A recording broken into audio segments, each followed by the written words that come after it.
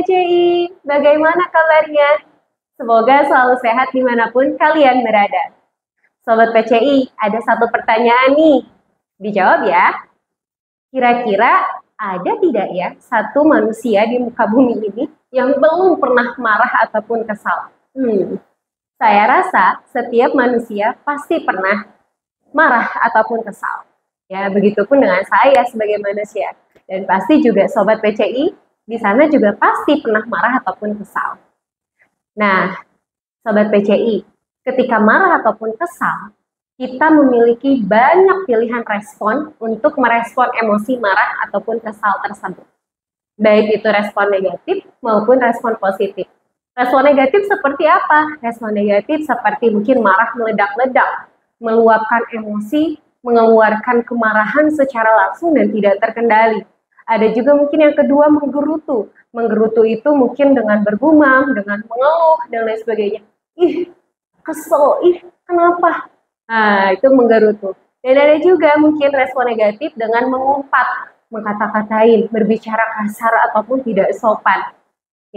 Ya, mungkin ada juga di antara kita gitu yang kalau marah itu pasti udah otomatis lisannya itu mengucapkan kata-kata salah satu hewan. Apa itu? Tidak mau disebut, mungkin tahu sendiri ya Sobat PCI. Selain kita berespon negatif, kita juga bisa memilih respon positif. Nah, seperti apa respon positif? Yang pertama, tetap sabar. Kita bisa mengendalikan kemarahan dan tetap tenang. Lalu yang kedua, kita mengambil jeda. Nah, kita mengambil waktu untuk bisa berpikir terlebih dahulu sebelum kita bereaksi. Lalu yang ketiga, kita mengungkapkan perasaan yang kita rasakan dengan cara yang sehat, yang tentunya tidak merugikan diri sendiri dan orang lain. Nah, lalu yang keempat, ini adalah mencari solusi. Nah, setelah kita mengambil jeda, lalu kita berpikir terlebih dahulu bagaimana yang langkah selanjutnya, lalu kita tetap tenang, maka yang keempat kita mencari solusi.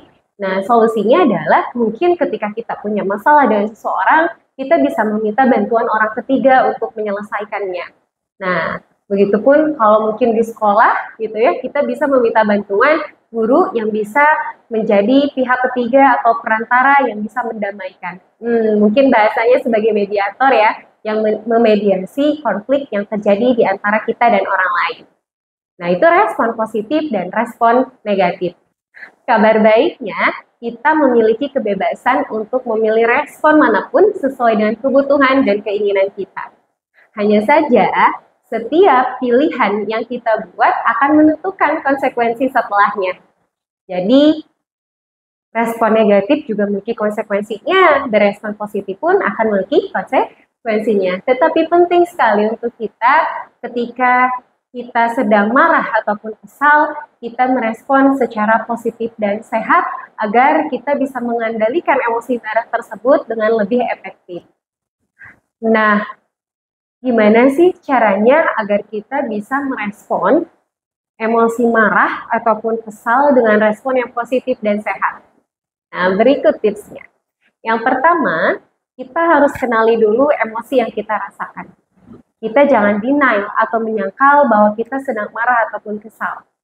Kita terima dulu bahwa, oke, saya marah dan saya pun kesal.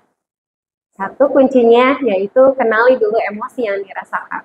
Lalu yang kedua, untuk membantu kita tenang, kita bisa mengambil nafas dalam-dalam, tarik nafas, lalu dibuang, jangan lupa tentunya. Dan yang ketiga, yaitu dengan kita mengambil jeda atau mengambil waktu dulu untuk berpikir, nih, kita sudah capek, terkuras emosinya dengan emosi marah ataupun kesal, kita sudah menenangkan diri dengan tarik nafas, maka kita pun mengambil jeda atau mengambil waktu untuk berpikir, langkah selanjutnya apa yang harus saya ambil untuk bisa meredam emosi marah dan emosi kesal. Dan selanjutnya, ketika kita sudah mengambil jeda atau mengambil waktu, yang keempatnya adalah langkah selanjutnya kita harus memilih respon yang positif. Respon positif yang seperti apa? Tetap rasa emosi kita, marah kita, dan kesal kita itu harus disampaikan, tetapi dengan cara yang tidak merugikan diri sendiri maupun orang lain. Jangan sampai kita mengungkapkan sesuatu atau mengungkapkan perasaan kita kepada orang yang membuat kita kesal atau sesuatu hal yang membuat kita kesal, tetapi itu jadi bumerang buat diri kita sendiri, malah akan menimbulkan konflik-konflik yang berkepanjangan. Jadi pilih respon atau mengungkapkan perasaan tetapi tidak merugikan diri sendiri dan orang lain. Lalu selanjutnya, setelah kita memilih respon yang positif, kita juga memilih respon yang sehat, seperti mungkin berolahraga, atau mungkin kita bisa mengungkapkan kekesalan kita melalui lewat tulisan. Jangan status tapi ya, jangan sindir via note dan lain sebagainya. Tapi kita bisa menulis di diary atau mungkin di catatan pribadi kita untuk mengungkapkan rasa marah atau kekesalan kita. Dan yang terakhir, jangan lupa kita harus memaafkan. Baik memaafkan diri sendiri maupun orang lain yang menjadi sumber marah atau menjadi sumber kesal kita kepada orang tersebut.